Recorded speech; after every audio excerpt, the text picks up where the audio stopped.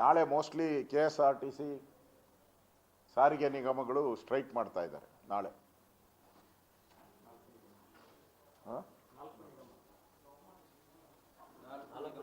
ಆ 4 ನಿಗಮಗಳು ಸಾರಿಗೆ ಒಟ್ಟು ಸಾರಿಗೆ ಇಲಾಖೆ ಅವ್ರಿಗೂ ಕಳೆದ ಅರಿಯರ್ಸ್ ಕೊಡಬೇಕು 38 ತಿಂಗಳದು 38 ತಿಂಗಳದ ಅರಿಯರ್ಸ್ ಕೊಡಬೇಕು, ಕೊಟ್ಟಿಲ್ಲ. ಅದಕ್ಕೆ ಅವರು ನಾಳೆ ಹೋರಾಟ ಮಾಡ್ತಾ ಇದ್ದಾರೆ.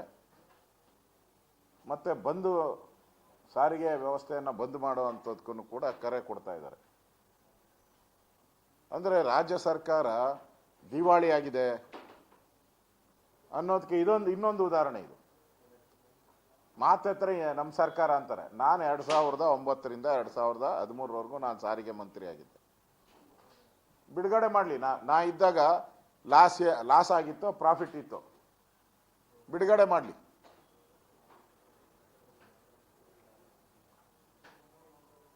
ಇವತ್ತು ಯಾಕೆ ಈ ಸಾರಿಗೆ ಇಲಾಖೆ ದುಸ್ಥಿತಿ ಬಂದಿದೆ? ಟೈರ್ಗಳು ಇಲ್ಲ, ಕೆಲವು ಬಸ್ಗಳಿಗೆ ಟೈರ್ ಇಲ್ಲ.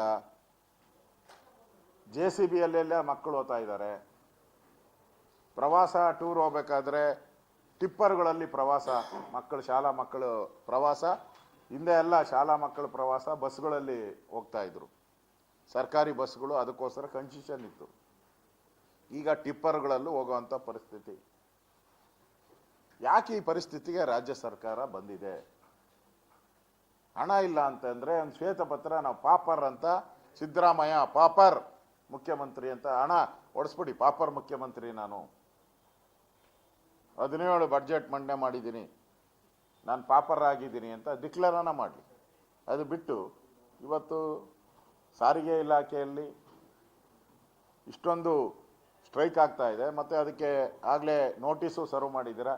ಯಾರ್ಯಾರು ಸ್ಟ್ರೈಕ್ ಹೋಗ್ತಾರೆ ಅವ್ರಿಗೆಲ್ಲ ಕೆಲಸದಿಂದ ವಜಾ ಮಾಡ್ತೀರಿ ಅಂತೇಳಿ ಎಸ್ಮಾ ಬೇರೆ ಜಾರಿಗೆ ಮಾಡಿದ್ದೀರಾ. ನಿಮ್ಮ ಎಸ್ಮಾಗೂ ಕೇರ್ ಮಾಡಲ್ಲ, ಯಾವುದೂ ಕೇರ್ ಮಾಡದೆ ನಾಳೆ ಅವಾಗೆ ಅವ್ರು ಸ್ಟ್ರೈಕಲ್ಲಿ ಭಾಗಿಯಾಗ್ತಾ ಇದ್ದಾರೆ ಎಲ್ಲರೂ. ಅಂದರೆ ಸರ್ಕಾರದ ಆದೇಶಕ್ಕೆ ಕಿಮ್ಮತ್ತು ಬೆಲೆ ಕೊಡದೇ ಇರೋವಂಥದ್ದನ್ನು ನೋಡ್ತಾ ಇದ್ದೀರಿ.